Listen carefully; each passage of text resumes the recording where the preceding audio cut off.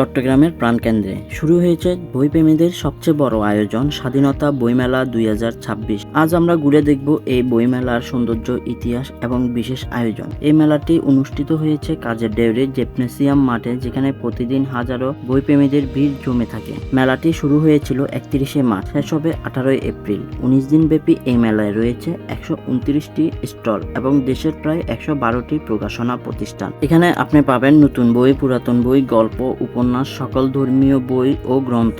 মেলাটি প্রতিদিন বিকাল 3টা থেকে রাত 9টা পর্যন্ত এবং ছুটির দিনে সকাল 9টা থেকে রাত 10টা পর্যন্ত।